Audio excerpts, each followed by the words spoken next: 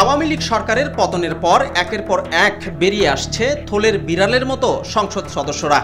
বিদেশে টাকা পাচার, লুটতরাজ, জায়গা দখল সহ বিভিন্ন ধরনের খবর বেরিয়ে আসছে একে একে। এরই মধ্যে পাচারকৃত অর্থ ফেরাতে কাজ করে যাচ্ছে অন্তর্বর্তীকালীন সরকার, দুদক সহ বিভিন্ন সংস্থা। আর এই অর্থ ফেরাতে দুর্নীতি দমন কমিশনকে সব ধরনের সহযোগিতা করবে বলে আশ্বাস দিয়েছে ব্রিটিশ প্রতিনিধি দল। রোববার ৬ অক্টোবর এই দলের সাথে সংস্থাটির চেয়ারম্যান সহ উচ্চ পর্যায়ের বৈঠক হয়।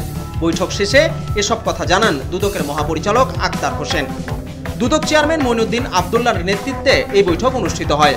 সেখানে বিভিন্ন দেশ থেকে অর্থ ফেরাতে এই দলটি কিভাবে দুদককে সহযোগিতা করবে তা নিয়ে আলোচনা হয়েছে।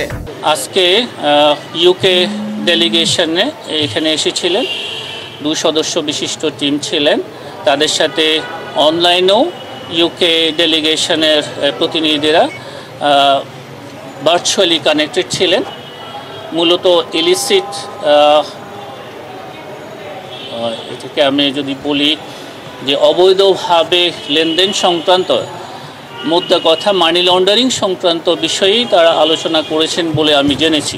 আমরা সবসময় ইদার বিদেশি যে সংস্থাগুলো আছে বা আমাদের যেই বাংলাদেশের যে সমস্ত হাই কমিশন রয়েছেন বা ইউরোপিয়ান ইউনিয়নের সাথেও আপনাদের সাথে আলোচনায় আমরা বলেছিলাম আমরা মানি লন্ডারিং অনুসন্ধান তদন্তকে অত্যধিক গুরুত্ব দিয়ে আমাদের কার্যক্রমগুলোকে এগিয়ে নিয়ে যাচ্ছি এবং মানি লন্ডারিংয়ের ক্ষেত্রে অনুসন্ধান ও তদন্তের ক্ষেত্রে যে প্রতিবন্ধকতাগুলো রয়েছে সেই বিষয়গুলো আমরা দাতা সংস্থা থেকে বা আমাদের যারা বিভিন্ন সংস্থায় ইউকে ডেলিগেশন তাদের কাছেও ওই জিনিসগুলো তুলে ধরা হয়েছে বলে আমি জেনেছি।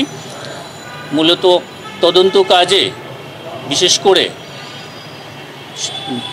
যেই সম্পদ বিদেশে পাচার হয়েছে, পাচারকৃত সম্পদ পুনরুদ্ধারের ক্ষেত্রেই আমরা তাদের সহযোগিতা কামনা করি এবং এই ক্ষেত্রেও তাই করা হয়েছে। অতীতে অর্থ ফেরাতে দুদকের তেমন কোনো সফলতা চোখে না পড়লেও এবার বেশ দৌড়ঝাঁপ শুরু করেছে দুদক। ইতোমধ্যেই FBI, ইউরোপীয় ইউনিয়ন, জাতিসংঘের UNODCর সাথে বৈঠক করেছে সংস্থাটি। Bijon Kumar, desk report, South Asian Times.